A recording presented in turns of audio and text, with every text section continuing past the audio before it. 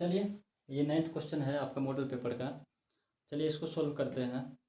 Question में क्या बोल रहा है, निम्नलिखित में से किसका दशमलव प्रसार अशांत होगा। ठीक है, तो ये 4 ऑप्शन दे रखा है, ऑप्शन को ही सोल्व कर सॉरी।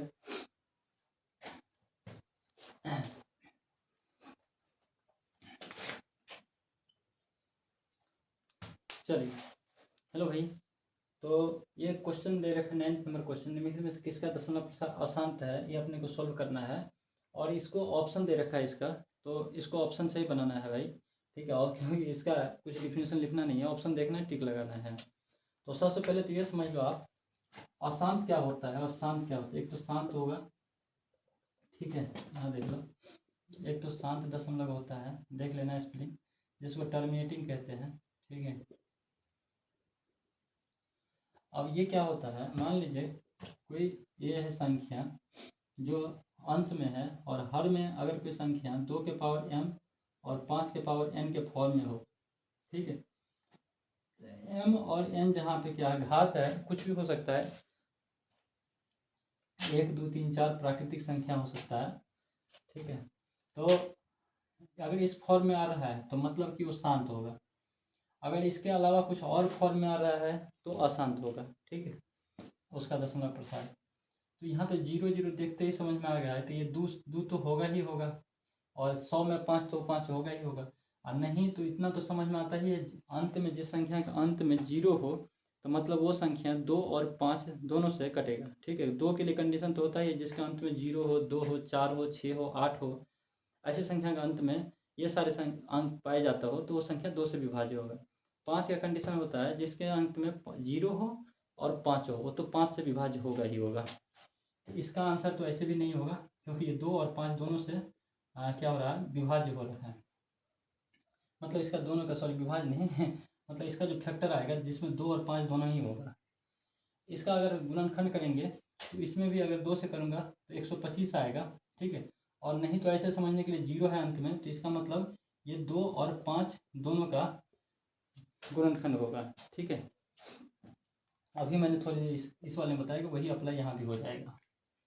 इसके अंत में 2 है तो ये सिर्फ 2 से तो होगा, 2 है अंत में तो 2 से तो होगा, कन्फर्म है। बाकी संख्या निकालना पड़ेगा, और ये केवल 5 से हो जाएगा क्योंकि अंत में 5 है, और अंत में अगर 5 हो तो वो संख्या सिर्फ 5 से ही विभाज्य होगा। ठीक है, और अंत में अगर 5 का क्या होता है, 0 हो या 5 हो अंत में, तो संख्या 5 से होता है विभाज्य। यहाँ 0 नहीं है तो 5 है, तो मतलब 5 से ही होगा, तो ये 5 से हो जाएगा।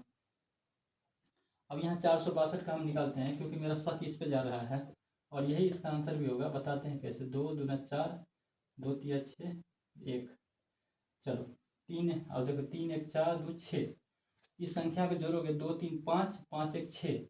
अगर 6 को 3 से भाग दोगे, 3 दूना 6, मतलब कि 3 से कट रहा है, इसको जोड़ने के बाद संख्या 3 से कट रहा है, तो मतलब ये संख्या 3 से कटेगा। 3 से करोगे 3 7 21, 2 पे 21, 3 7 21, और 7 11 11 1, तो इसका गुणन क्या निकल के आया, 2 3 7 11। अब मेरा आंसर ये होगा अशांत का। ठीक है, अब ये क्यों होगा इसका रीजन हम बताते हैं। देखो इसमें केवल 2 था, बाकी 3 7 11 है। ठीक है, अब इसमें केवल 5 है, तो एक कंडीशन याद रख लो, a के पावर 2 m और 5 के n में तो होगा ही होगा, लेकिन अगर केवल 2 हो, ठीक है, अगर केवल 2 रहता तो फिर ये आंसर नहीं होता, केवल 2 रहता तो नहीं होता, लेकिन 2 के अलावा यहाँ और कुछ संख्या है, इसीलिए ये आंसर होगा। इसीलिए ये अशांत संख्या, अशांत प्रसार होगा इसका दशमलव। या तो केवल 5 होता, ठीक है, तब भी नहीं होता। जैसे कि यहाँ देखो केवल 5 है, तो यहाँ नहीं हुआ, इसका शांत होगा। ठीक है, अशांत नहीं होगा। तो समझ में आ गया, या तो 2 के पावर 5 हो, या तो 5 के पावर n हो, या तो केवल 2 हो या तो केवल 5 हो, फिर जाके शांत होगा। लेकिन अगर 2 है और 2 के अलावा भी कुछ संख्या है, अगर 5 रहता, 5 के अलावा भी कोई संख्या रहता, तो फिर वो संख्या अशांत हो जाता, दशमलव प्रसार उसका अशांत होगा। आशा करते समझ में आ गया होगा। चलिए 10वां क्वेश्चन, यदि n एक प्राकृतिक संख्या है, ठीक है, तो 9 के पावर 2n 4n सदैव विभाज्य होगा। अब ये दे रखा है। ठीक है, चलिए कंडीशन क्या दे रखा है, 9 के पावर में 2n माइनस 4 के पावर में 2n। ठीक है, अब n क्या बोल रहा है, देखो n एक प्राकृतिक संख्या है। ये क्वेश्चन का बहुत ही मेन इंपॉर्टेंट पॉइंट है, ठीक है भाई। अब प्राकृतिक संख्या क्या होता है, गिनती की संख्या जो प्राकृतिक से लिया गया है, ठीक है। 4 5 6 ये चलते जाएगा। अगर मैं n का वैल्यू यहाँ पे 1 ले लूँ तो कितना आ जाएगा आंसर, 9 के पावर में 1, 2 इंटू 1, 2 गुने 1 माइनस का 4, 2 इंटू 1 है ना। तो कितना, 9 के पावर में 2 माइनस 4 के पावर में 2, 9 में 81, 4 चौक 16, 81 में से 16 गया, 6 5 11 और 7 में से गया 65, ठीक है भाई। अब ये 65 देखो किससे कट रहा है, 13 से कट रहा है जी, कट रहा है जरूर कट रहा है 13 से। 5 से कट रहा है जी, 5 से भी कट रहा है। क्या 5 और 13 से कट रहा है जी, जरूर 5 से 13 पंचे 65, 5 13 पंचे 65, ठीक है भाई। इनमें से कोई नहीं भाई, ये तो होगा नहीं क्योंकि हमको कट ही रहा है, तो हमको देखने की ज़रूरत क्या है। तो यहाँ ऑप्शन देखो, ये तो था ही था, अगर ये नहीं रहता तो इसमें से देखते, हम देखने की ज़रूरत पड़ता ऐसे दो तो ऑप्शन होगा नहीं कभी भी, इसीलिए हमको ये भी दे रखा है। तो 5 तथा 13 ये दोनों ऑप्शन होगा, ठीक है, क्योंकि ये 65 जो है दोनों से कट रहा है। देखो आप आगे ट्राई कर सकते हो, 2 भी डाल के 3 भी डाल के, आप देखना वो सारे संख्या जो भी निकलेगा वो सारे 5 तथा 13 से कटेगा। तो चलिए भाई, अभी बोर्ड पे मैंने 11 और 12 नंबर क्वेश्चन लिखा है, चलिए इसको सोल्व करते हैं, ठीक है भाई। क्वेश्चन क्या बोला, यदि 65 तथा 117 का मौसा इतना दे रखा है और तो n का मान निकालना है, वेरी गुड, ठीक है। अब एक संख्या 65 है, दूसरा संख्या 117 है, अब इसको दे रखा है मौसा इतना, मतलब 65 और 117 का मौसा दे रखा है, ऊपर में लिखा ये दे रखा है, ठीक है भाई। लेकिन अगर ये मौसा दे रखा है तो n का मान पूछ रहा है, तो मतलब ये कंप्लीट मौसा तो है नहीं भाई, ठीक है। जो दे रखा है टिक लगा देते हैं, दे रहा है 65 n माइनस 117, मतलब कि इक्वेशन के फॉर्म में दे रखा है। तो सबसे पहले इन दोनों का आप क्या कर लो, मौसा निकाल दो, ठीक है। ये झूठ फूस का अपना दे रखा है भाई, आपको कन्फ्यूज करने के लिए, ठीक है। तो सबसे पहले तो अपना पता कर ले कि इन दोनों का मौसा असलियत में होता क्या है। तो 65 का भाग दोगे 117 में तो कितना आएगा 1, 65 ये कितना 2, ये कितना आ जाएगा 6 5, 52 से दोगे 65 में, इस तरह से निकालते हो ना, 52 1 52, ये भाग विधि द्वारा है, फैक्टर विधि द्वारा उसके अभी निकाल देंगे हम, देखते हैं अभी भाग विधि द्वारा। ये कितना आ जाएगा 3, ये 1, 13 से 52, 13 चौका 52, ठीक है। तो ये आ गया आपका मौसा, ये तो भाग विधि द्वारा था। अगर मैं गुणनफल विधि द्वारा लेता हूँ तो 65 का क्या लिखता, 13 इंटू 5, और 117 का क्या लिखता, 13 इंटू 13 में 117, यही होता है। अब मैंने बताया है मौसा के लिए क्या कंडीशन है, मौसा के लिए कि कॉमन होना चाहिए। तो देखिए 13 जो है दोनों में है, और दोनों में कॉमन तो है, साथ ही साथ इसका भी घात 1 है, इसका भी घात 1 है, तो 1 ले लेते, कोई भी एक दोनों में से कोई एक ही लेना था और 13 ही हो जाता है। 5 और 9 लेना नहीं था क्योंकि 5 इसमें नहीं है और 9 इसमें नहीं है, तो दोनों अलग ही है। हाँ, अगर एक चीज़ पूछता है यहाँ पे, एलसीएम पूछ देता है यहाँ पे, मैं बता देता हूँ, अगर पूछ लेता बाद में तो देखो 13 दोनों में से कोई एक उठा लेता, यहाँ पे 5 और 9 दोनों आ जाता है, ठीक है। तो चलिए, वो ये टॉपिक का चीज़ नहीं था, बट वो एक जनरली है। अब एन का मान पूछ रहा है अपने को, तो 13 क्या आया अपने का, मौसा आया, तो 13 कितना आया मौसा, तो 13 बराबर कितना दे रखा है मौसा, ये कितना दे रखा है, ये बोल रहा है मैं तो 65 है ना और 117 दे रखा हूँ, और मैं बोला मेरे को तो निकला 13, तो चलिए इसको सोल्व करके एन का मान निकल जाएगा, 13 117 प्लस इधर माइनस इधर आ जाएगा, तो प्लस 117 इसका टू कितना 65 है ना।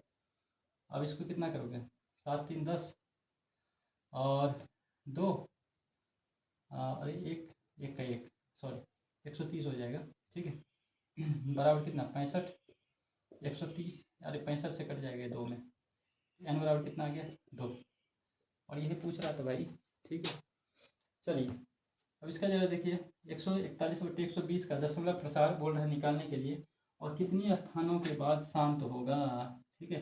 सबसे पहले तो बताना है कितने स्थानों के बाद शांत होगा, तो इसके लिए क्या नियम है।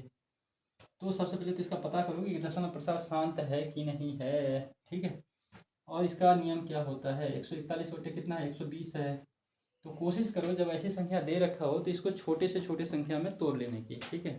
ताकि उसको गुणनखंड करना आसान होता है। ऐसे ये छोटा है लेकिन इससे छोटे में भी हम कर सकते हैं, क्योंकि 4 1 5 1 6 आ रहा है, इन दोनों को सबको जोड़ के, तो मतलब ये संख्या 3 से कटेगा। और 1 और 2 3, तो 3 3 से कट जाएगा, इनको भी जोड़ने के बाद 3 आ रहा है, तो मतलब ये संख्या 3 से कटेगा। 3 चौक 12 और 3 चौक 12 3 7 21, तो कितना आ गया 47/20। बस हो गया। अब ये तो कटेगा नहीं, ठीक है, क्योंकि ये प्राइम नंबर है। बताए थे अभी आभाज्य संख्या बताए थे ना, जो सिर्फ अपने से कटे और एक से कटे, ठीक है, तो वही एक है अभागा। चलो बड़े काम की है। 20 का, अब 20 का क्या करें, गुणनखंड निकालो। 20 को क्या गुणनखंड आएगा भाई, ठीक है, सॉरी 40 है, 40 का गुणनखंड क्या आएगा, तो 40 का 8 5 से 40 होता है, तो 8 को क्या लिख सकते हैं, 2 × 2 × 2 3 बार और × 5। एक्चुअली हमको निकालना ही था शांत, पहले शांत निकालना, शांत होता क्या चीज़ है, तो शांत अभी मैंने बताया a के पावर में क्या होना चाहिए, 2 के पावर m × 5 के पावर m, ठीक है, अभी कुछ देर पहले बताया था मैंने। और जहाँ पे 2 के पावर 5 के पावर m, यहाँ कितना दे रखे हो, 2 के पावर 3 दे रखा है और 5 के पावर 1 दे रखा है। अब देखो कितने स्थान के बाद दशमलव लगा है, यहाँ पे पूछ रहा है कितने स्थान था, ठीक ना, तो जैसे पूछता है ना 16 में कितने आदमी थे कालिया, वही है, ठीक है ये कितने स्थान के बाद आएगा, तो इसमें क्या देखना है, 2 और 5 में से किसका घात सबसे ज़्यादा है। अगर वो बोलेगा कितने स्थान, तो देखना है घात किसका सबसे ज़्यादा है, घात किसका, ठीक है, घात किसका सबसे ज़्यादा, तो घात किसका सबसे ज़्यादा, 2 का सबसे ज़्यादा, और कितना ज़्यादा है, 3 ज़्यादा है, तो आंसर क्या हो जाएगा 3। 3 संख्या के बाद, 3 स्थान के बाद दशमलव प्रसार शांत होगा, क्योंकि घात 3 सबसे ज़्यादा है, ठीक है। तो ऐसा करते हैं, ये भी समझ में आ गया होगा। अगले क्वेश्चन की तरफ बढ़ते हैं।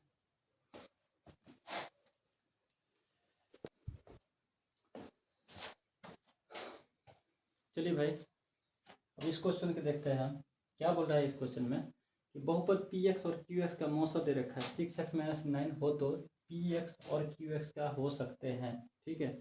तो पी एक्स और क्यू एक्स क्या हो सकते हैं, मतलब पी एक्स और सी एक्स का इसमें फैक्टर, ये जो सॉरी ये मौसा दे रखा है, ये तो मतलब मौसा दे रखा है ये, तो इन दोनों में ये पी एक्स और क्यू एक्स इसमें से कौन हो सकता है, ये हमको पता करना है, ठीक है भाई। मतलब अब क्वेश्चन समझ में आ गया। क्वेश्चन क्या बोल रहा है, अगर मौसा ये दे रखा है, तो मौसा जो होता है किसी भी संख्या, अगर दो संख्या मान लो 65 और 13 है, तो 13 पंचे 65, तो इन दोनों का मौसा क्या है 13 है ना, दोनों का मौसा क्या होगा 13 होगा। 13 और 65 का मौसा क्या होगा 13, तो इसमें 13 से हम भाग देंगे तो 13 तो कटवे करेगा, 65 भी कटेगा, तो दोनों संख्या में क्या होगा 13 से गुणनखंड होगा। तो इस मौसा से इसका मतलब क्या हो गया कि ये जो संख्या 6x - 9, ये अगर मौसा है तो इसमें से जो संख्या दे रखा है ना, ये कंप्लीट डिविजिबल होगा, पूरा का पूरा कटेगा, ठीक है। अगर कट रहा है तो मतलब कि वो पी एक्स और क्यू एक्स जो दे रखा है ये संख्या हमारे पास ऑप्शन में, ये सही है। चलो कोशिश करते हैं काटने का।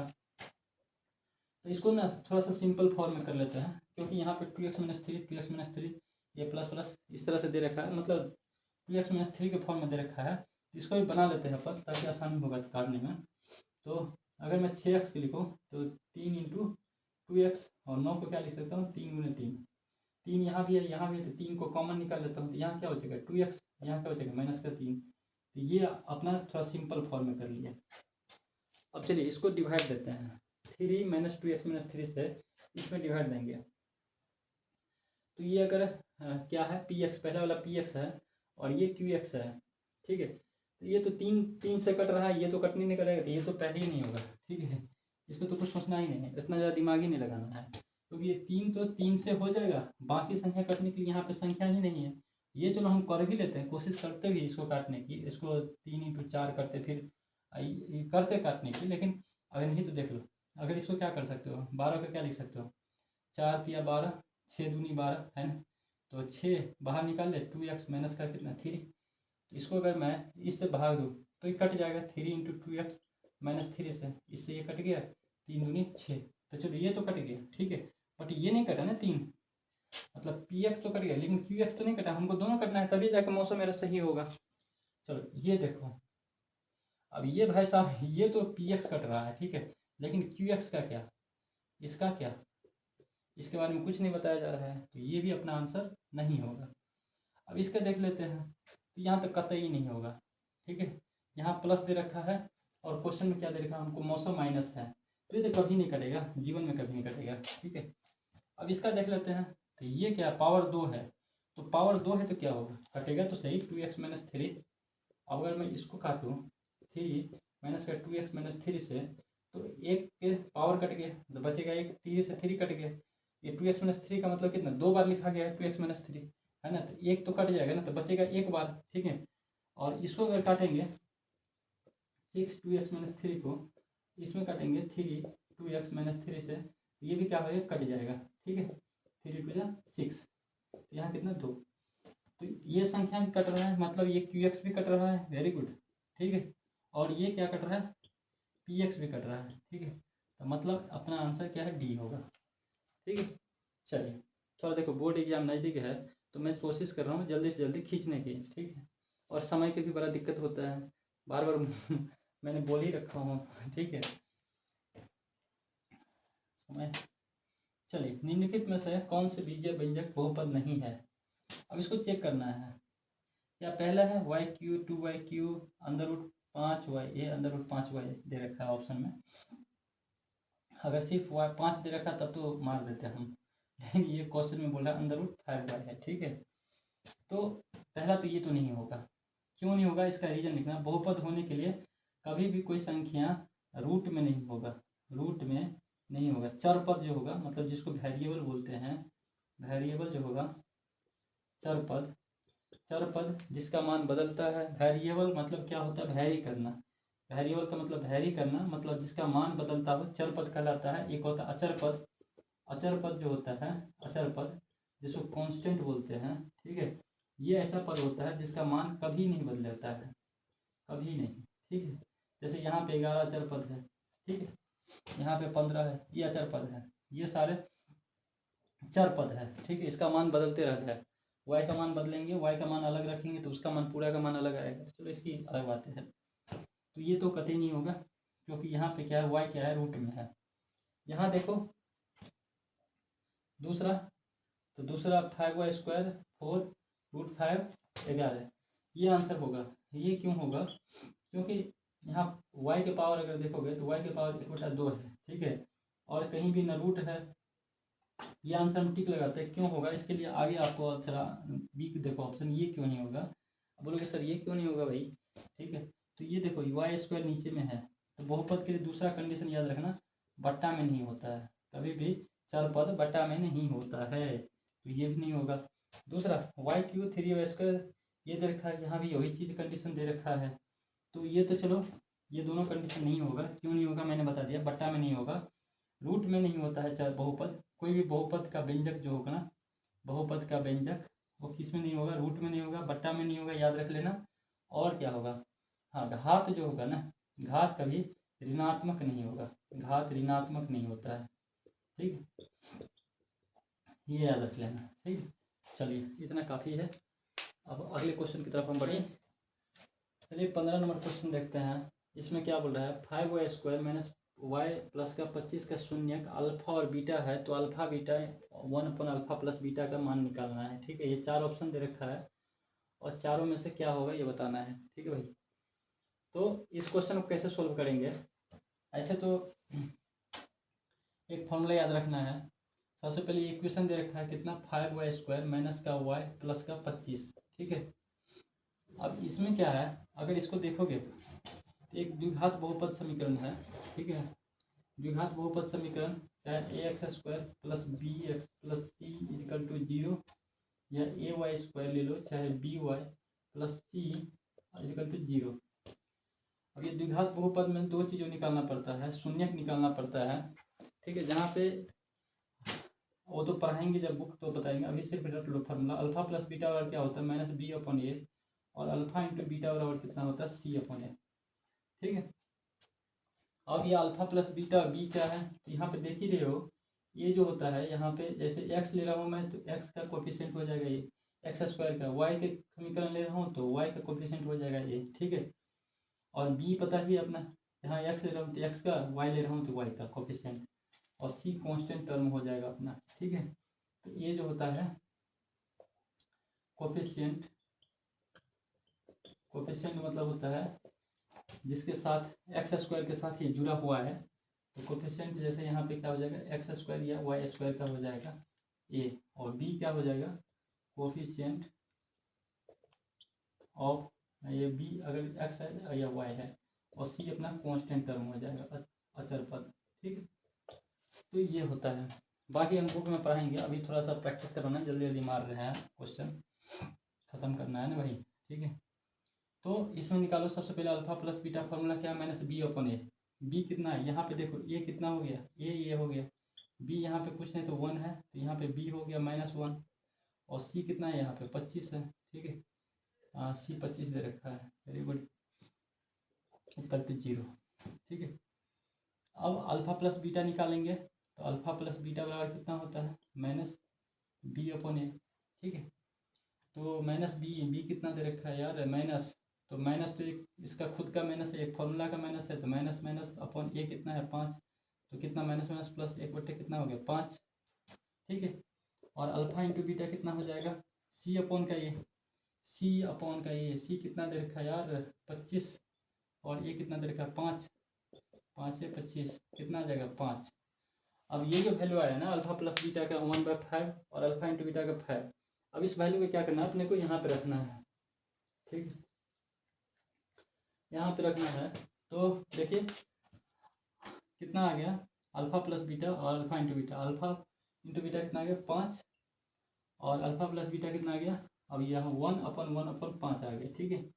अगर मैं 5 से 5 को काटूँ तो ये कट के कितना आ गया 1, यहाँ पे 1 दे रखा है यार, ये क्या हो गया अल्लाह, 1 तो दे ही नहीं रखा है यार, बी कितना हो गया -1/5 माइनस बी अपन ए, अल्फा इंटू बीटा सी अपन ए, सी बटे 25/5, ठीक है। अल्फा इंटू बीटा तो 5 लिख दिया, 1/अल्फा इंटू बीटा, ओके ओके, यहाँ देखो भाई, ठीक है, क्योंकि अल्फा प्लस बीटा जो था ना इस तरीके से था 5 इंटू 1, अल्फा प्लस 1/5 आया था, तो 1/1/5 आया, ठीक है।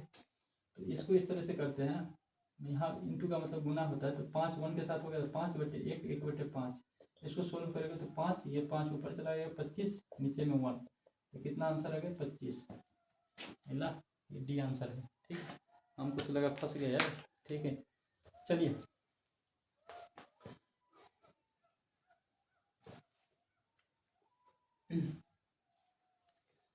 दूसरा क्वेश्चन है, यदि 16 यदि बहुपद px का 1/5 हो तो निम्नलिखित में से कौन सा px का गुणांक है, ठीक है।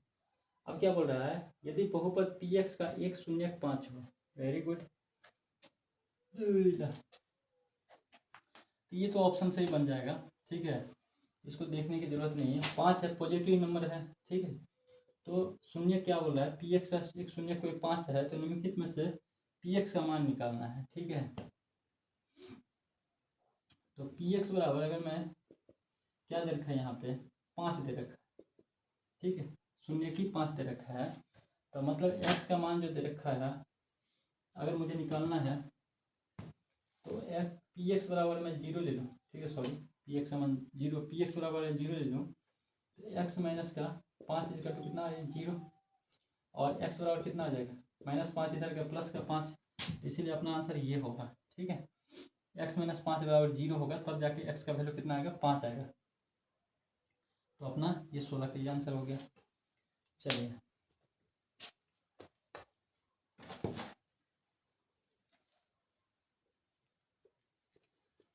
यदि द्विघात बहुपद 2x² + 7x + p दे रखा है, शून्य निकालना अल्फा तथा बीटा इस प्रकार दे रखा है कि अल्फा स्क्वायर बीटा स्क्वायर ये दे रखा है, तो कितना होगा, ठीक है।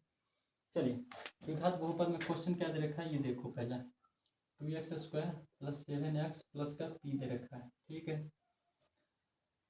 निकालना क्या है, ये समीकरण दे रखा है, वेरी गुड, क्या दे रखा है alpha square + beta square + alpha into beta = 21/4, very good. अभी मैंने पढ़ाया था अल्फा प्लस बीटा निकालना हो, अल्फा प्लस बीटा निकालना हो तो क्या होता है minus B upon A, alpha plus beta minus B कितना है, यहाँ 7 है बी, तो माइनस का 7 हो जाएगा, क्योंकि बी कितना होता है एक्स का कोफिशिएंट, तो 7 है, और ए कितना है एक्स स्क्वायर का कोफिशिएंट जो रहेगा 2 हो जाएगा, तो अल्फ़ा प्लस बीटा कितना आ गया 7/2। अगर अल्फ़ा इंटू बीटा निकालना हो, इसको बोलते हैं शून्यांकों का योग, ठीक है, शून्यांकों का योग, ठीक है, इसको बोलते हैं शून्यांकों का गुणनफल। अब ये शून्यांक क्या होता है क्या नहीं, इसके लिए तो मेरा लेक्चर देखना ही पड़ेगा भाई, क्योंकि वहाँ पे मैं सब चीज़ों को तोड़ मरोड़ के बताऊँगा, कहाँ से आया, कैसे आया, किधर से आया, क्यों आया, ठीक है, वो सब चीज़ें तो वहाँ पे बताएंगे बढ़िया से। चलो अल्फ़ा इंटू बीटा कितना हो जाएगा, सी अपॉन का ए, सी कितना है यहाँ पे पी, और ए कितना हो गया 2, है ना, सी यहाँ पे कितना पी, और ए कितना एक्स स्क्वायर का कोफिशिएंट, तो पी अपॉन का 2 आ गया अल्फ़ा इंटू बीटा। अब क्वेश्चन में ये दे रखा है, ठीक है, अब ये दे रखा है लेकिन स्क्वायर के फॉर्म में है, तो चलिए इसको सोल्व कर लेते हैं पहले। अल्फ़ा स्क्वायर है बीटा स्क्वायर है, ठीक है, ये कहाँ से आएगा, तो इसको कैसे सोल्व कर सकते हैं, एक काम करो, क्योंकि अल्फ़ा प्लस बीटा है -7/2, ये alpha square plus beta square है, तो एक काम करते हैं कि अगर मैं अल्फ़ा प्लस बीटा का होल स्क्वायर लगाऊँ, क्या हो जाएगा, alpha square plus beta square plus 2 alpha beta, यही होगा, ठीक है। अगर मैं अल्फ़ा प्लस बीटा का स्क्वायर यहाँ रहने दो, ठीक है, और प्लस 2 अल्फ़ा बीटा इधर लेके आ जाओ, क्या -2 अल्फ़ा बीटा हो जाएगा, जरूर हो जाएगा, बचेगा क्या alpha square plus beta square, ठीक है, तो ये अल्फ़ा प्लस बीटा स्क्वायर और फॉर्मूला क्या आ गया अपने पास, अल्फ़ा प्लस बीटा का होल स्क्वायर माइनस का 2 अल्फ़ा बीटा, तो मैं इतना के जगह पे ये लिख सकता हूँ, तो मैं इसके जगह पे क्या लिखूँगा, अल्फ़ा प्लस बीटा का होल स्क्वायर माइनस का 2 अल्फ़ा बीटा इन प्लस का कितना है अल्फ़ा बीटा इसकल टू 21/4। अब देखो अल्फ़ा प्लस बीटा का वैल्यू कितना आया है -7/2, -7/2 का कितना स्क्वायर, और -2 अल्फ़ा में से प्लस का 1 अल्फ़ा गया, तो यहाँ कितना आएगा माइनस का अल्फ़ा इंटू बीटा 21/4, और अल्फ़ा इंटू बीटा का वैल्यू कितना दे रखा है p/2, तो यहाँ पे मैं डायरेक्ट वैल्यू पुट कर दूँ, अब p/2 हो जाएगा, ठीक है। अब देखो 7 का स्क्वायर कितना 49/4 माइनस p/2 बराबर 21/4, ठीक है जी। अब 49/4 और 21 इधर आ गया -21/4, p इधर लेके चले जाओ p/2, अब 4 के एलसीएम 4, 49 में से कितना हो गया 21 बराबर p/2, ठीक है।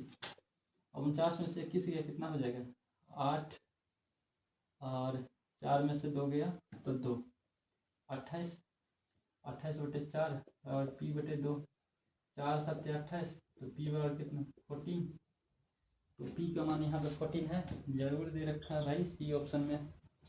चलिए यहाँ तक हो गया।